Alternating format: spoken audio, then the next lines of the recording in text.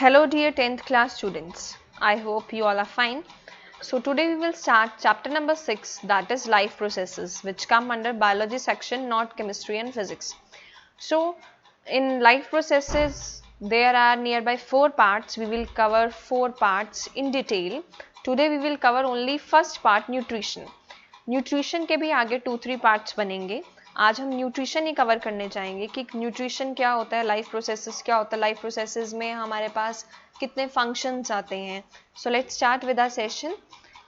What is life process? आपको 1 mark में define आ सकते हैं that what is life process. ऐसे बेसिक फंक्शंस जो हमारी बॉडी परफॉर्म करती है, हमारे ऑर्गेनिज्म की बॉडी परफॉर्म करती है, लिविंग ऑर्गेनिज्म की बॉडी, एनिमल्स की बॉडी, प्लांट्स की बॉडी, हमारी बॉडी परफॉर्म करती है. कौन परफॉर्म करेगा? जो लोग अर्थ पे रह रहे हैं. That process is called life processes. Life processes में मैंने आपको बताया आपके पास 4 पार्ट्स आ जाते हैं: nutrition, respiration and breathing, transportation and excretion. We will cover all the parts in detail, right? So today we will start with nutrition. Nutrition क्या होता है? खाना लेना इज न्यूट्रिशन. क्यों लेना? न्यूट्रिएंट्स के लिए लेना, right? So nutrition is of 2 types: autotrophic nutrition and heterotrophic nutrition. Auto means self. ऐसे organisms जो अपना food self बनाते हैं उनको हम क्या बोलते हैं? autotrophs. It is the mode of nutrition in which organisms synthesize their own food from the simple organic substances such as water and carbon dioxide.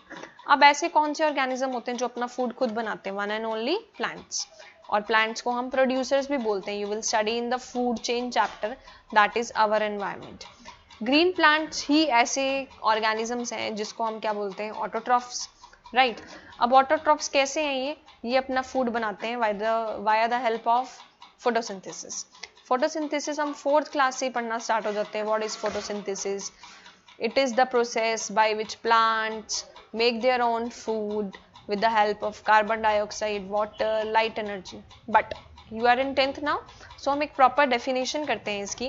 Photosynthesis is a physiological process by which plant cells containing chlorophyll produce food in the form of carbohydrates using carbon dioxide, water and light energy. Oxygen is released as a byproduct of this process. और हमें वापसी में क्या मिलता है? Oxygen.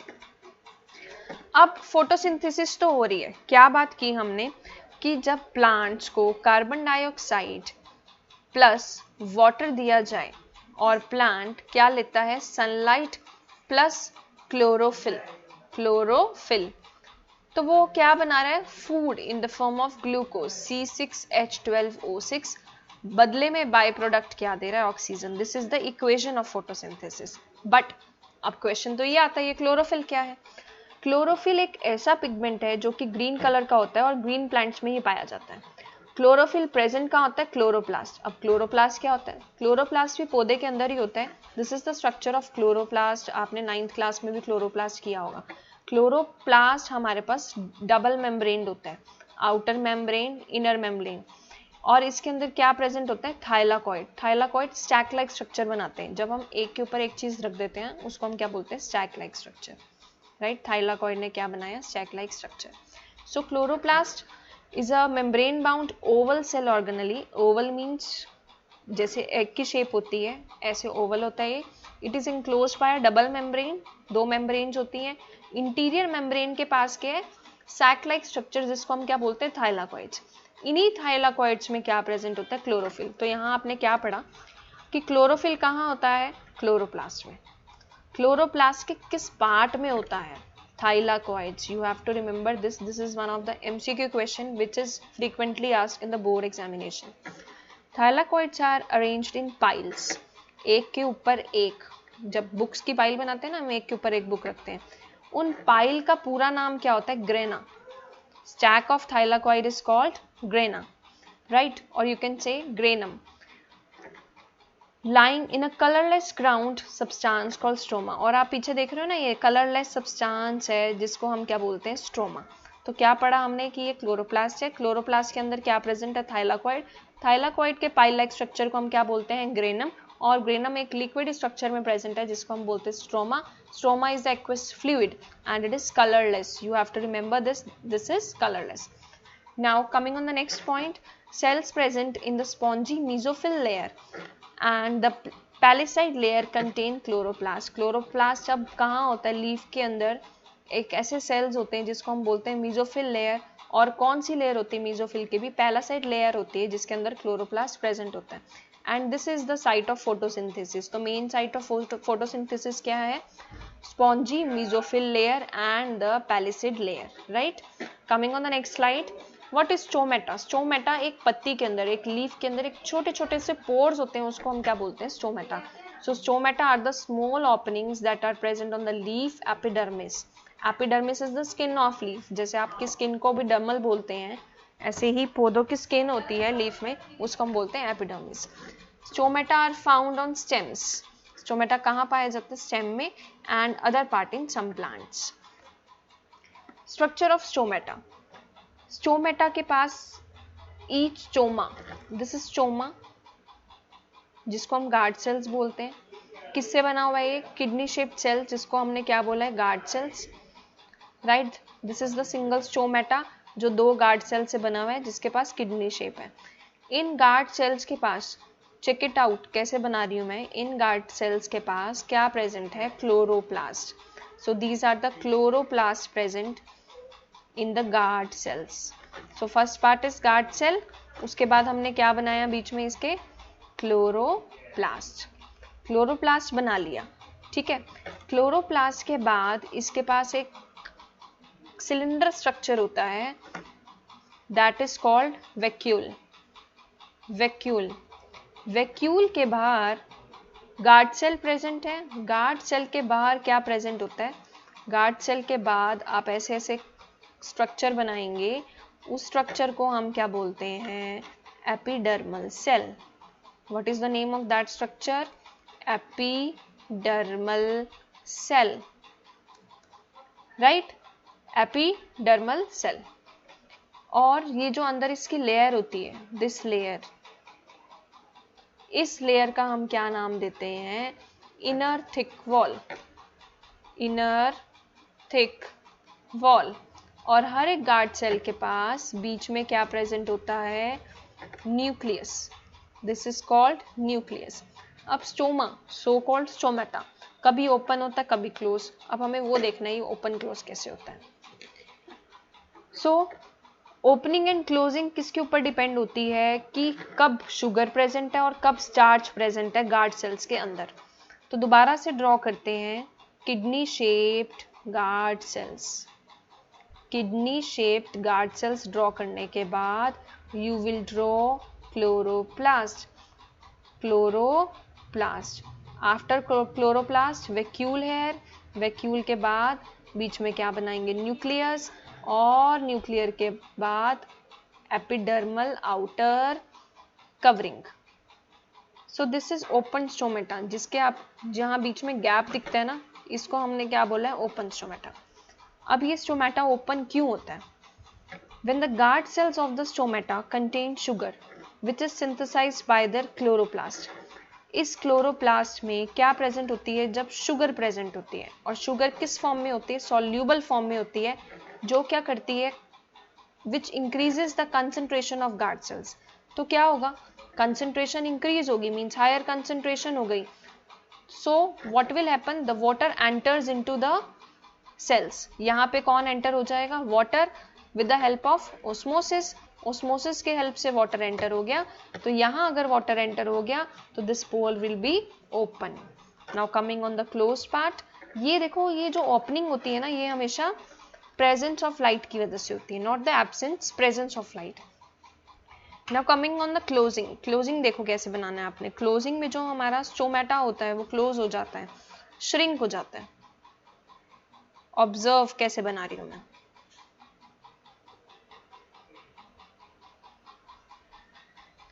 Right. इसको shrinked वे में बनाना और पतला बनाना. So this is the stoma. Guard cells. Guard cells के बाद दोबारा से क्लोरोप्लास्ट. दोबारा से क्लोरोप्लास्ट के बाद दोबारा से vacuole, then again nucleus, then again epidermal part.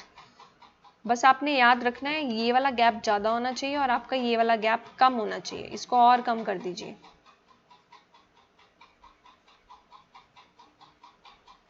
Right, ये गैप बिल्कुल कम होना चाहिए। दोबारा से epidermal part, right, what is the closing of stomata? In the absence of light the sugar present in the guard sales, जो यहाँ sugar थी जब प्रेजेंस ऑफ लाइट थी तब यहाँ शुगर बनी। अब उस शुगर का क्या होता है, दैट कन्वर्ट्स इनटू स्टार्च। वो शुगर किस में कन्वर्ट हो जाएगी, स्टार्च में। और स्टार्च क्या होता है, इनसॉल्यूबल पार्ट होता है। So what will happen? The starch is insoluble and this way the guard cell remains in lower concentration. अब guard cell किस concentration में रहेंगे, lower। वहाँ पे guard cell किस concentration में थे, higher concentration में। अब क्या होगा, जो water था वो चला जाएगा बाहर, जिस वजह से यहाँ gap था वो तो water की वजह से था, वो चला जाएगा बाहर। तो हमारा जो गार्ड सेल्स हैं वो कैसे बन जाएंगे, फ्लेसिड, मीन श्रिंक टाइप बन जाएंगे, और हमारा स्टोमेटा क्या हो जाता है, close in the absence of light. Coming on the next part, what is the process of photosynthesis? आपको बताया कि फोटोसिंथेसिस का प्रोसेस हमेशा कौन सी लेयर में बनता है, palisade layer of mesophyll cells, right. What is the chemical equation of photosynthesis? हम क्या दे रहे हैं, कार्बन डाइऑक्साइड, और क्या दे रहे हैं, वाटर दे रहे हैं, in the help presence of sunlight and chlorophyll। क्या बन रहा है फाइनली, ग्लूकोज, C6H12O6। हमें क्या मिल रहा है बदले में, ऑक्सीजन। कुछ कुछ बुक्स में H2O भी लिखा होता है, सो दिस इज बिल्कुल एक्यूरेट है। देखो, रेन होती है, वाटर साइकिल चलती है, वो H2O की वजह से चलती है। फोटोसिंथेसिस हो रही है तो वो भी चल रहा है, राइट।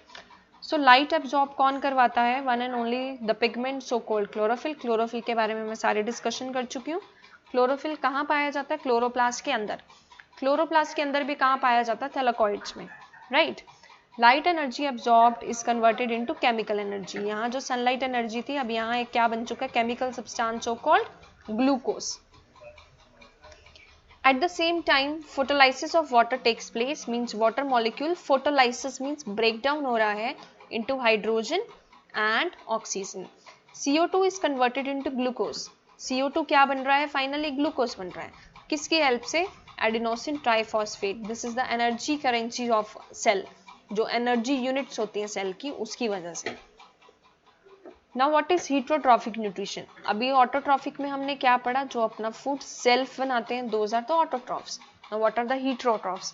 ऐसा mode of nutrition in which organism which cannot synthesize their own food, वो अपना फूड खुद नहीं बना सकते हैं, लेकिन वो डिपेंड होते हैं किसके ऊपर, अदर ऑर्गेनिज्म। अदर में भी किसके ऊपर होते हैं, प्लांट्स के ऊपर, for the food, that are called heterotrophs.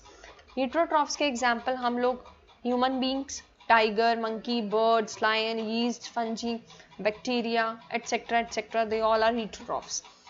अब heterotrophic न्यूट्रिशन आपके पास 3 टाइप्स की आ जाती है, इसमें से 1 मार्क का क्वेश्चन आता है। First type is saprotrophic, next is parasitic, next is holozoic. आपके सिलेबस में जो एक्सपैंड होके आता है वो तो होलोजोइक में से आता है। Coming on the saprotrophic nutrition, what is saprotrophic nutrition? Saprotrophs means dead and decaying, dead and decaying. ऐसे ऑर्गेनिज्म जो अपना फूड बनाते हैं dead and decaying organic matter से, उसको हम क्या बोलते हैं, saprotrophic nutrition. Organism that obtain their food, जो अपना फूड बना रहे हैं, ले रहे हैं कहाँ से, dead decaying organic matters, for example dead decaying plants और डेड डिकेइंग एनिमल्स, उनको हम क्या बोलते हैं, सेप्रोट्रॉफ्स। फॉर एग्जाम्पल मशरूम, एगेरिकस भी बोलते हैं इसको, एग्जाम्पल में लिख सकते हैं। Parasitic mode of nutrition, what is the meaning of parasite? Parasite वो होते हैं जो होस्ट की बॉडी पे रहते हैं बट उसको हार्म नहीं पहुंचाते, लेकिन उससे खाना खा जाते हैं। जैसे बचपन में आपने सुना होगा, मम्मी कहते हैं पेट में कीड़े हो गए हैं, खाना नहीं पच रहा है, but you are still alive ना। तो जो पेट में वो वॉर्म्स हो रहे हैं, वो आपकी पेट में से खाना ले रहे हैं, they are also alive, you are also alive, right, लेकिन आपको कोई डैमेज नहीं पहुंचा रहे हैं, that is parasitic mode of nutrition. So organisms that obtain their food from the bodies of other living organisms, parasites usually harm the host. कुछ harm पहुंचाते हैं लेकिन हमें dead नहीं कर देते, right? For example, leeches. Third type is holozoic mode of nutrition. Holozoic एक ऐसा mode of nutrition है जिसमें organism किस पे feed करते हैं, solid food पे. जैसे आप बाहर से चपाती खा रहे हो तो क्या खा रहे हो आप, solid food खा रहे हो. The food is complex organic material which when ingested is broken down into simpler inorganic substances. तो होलोजोइक में क्या होता है, जैसे सपोज आपने स्टार्च खाया, ठीक है, प्लांट का स्टोर्ड फूड क्या होता है, स्टार्च खाया, वो किस में कन्वर्ट हो जाता है, माल्टोज, मीन्स जो लार्जर ग्लोब्यूल्स हैं उसको किस में तोड़ रहे, माइनर ग्लोब्यूल्स, तो वो कौन कर सकता है हमेशा, holozoic mode of nutrition. Coming on the last part, ये हमेशा 3 मार्क्स में क्वेश्चन आता है, explain the process of nutrition in amoeba.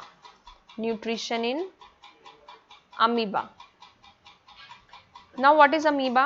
Amoeba एक यूनिसेलुलर ऑर्गेनिज्म है, यूनिसेलुलर ऑर्गेनिज्म, और ये अपना फूड कैसे लेता है, होलोजोइक मेथड से, मीन सॉलिड फूड उठाता है बाहर से. चलो लेट्स सी कैसे. सबसे पहले अमीबा बनाना सीखेंगे मेरे से. अमीबा के पास फिंगर लाइक प्रोजेक्शन होता है ऐसे.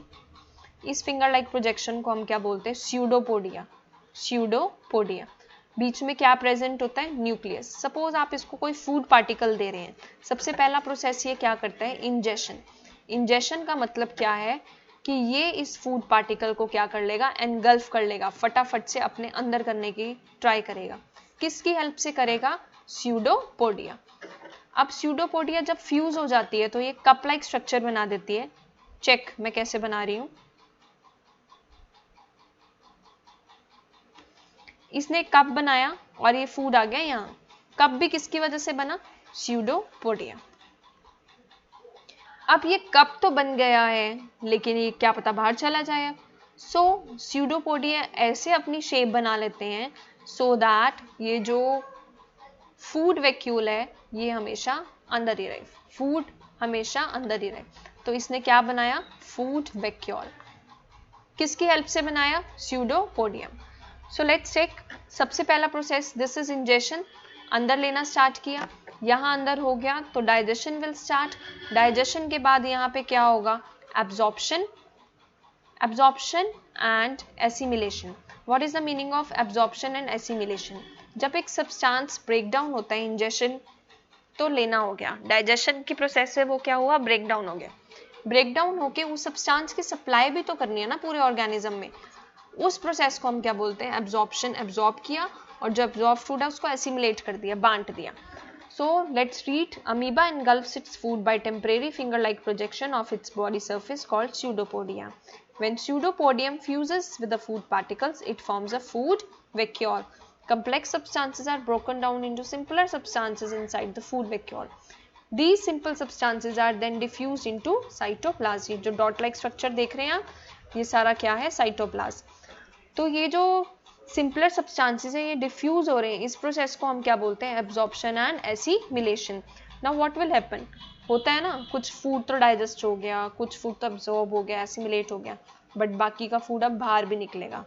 बाहर कौन सा फूड में निकलता है, जो अनवांटेड फूड होता है. So the remaining unwanted material is transported to the cell surface and it is thrown out. This process is called egestion.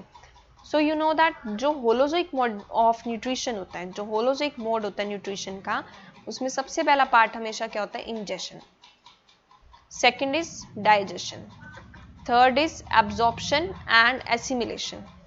Fourth part हमारे पास क्या आता है, egestion, जो unwanted waste है वो बाहर भेजना. So that this is up to nutrition in amoeba. Nutrition in amoeba कौन सी न्यूट्रिशन फॉलो करता है, होलोजोइक मोड ऑफ न्यूट्रिशन. सो आज हमने डिस्कस किया all about nutrition, the concept of nutrition, holozoic mode of nutrition, saprophytic, parasitic, autotrophic, heterotrophic. So in the next session we will discuss all about nutrition in human beings, which is very important topic. It can come for 5 marks or for 2 or for 3, but it will definitely come. So okay class, thank you for watching this video and note down all the notes in your notebook. Thank you.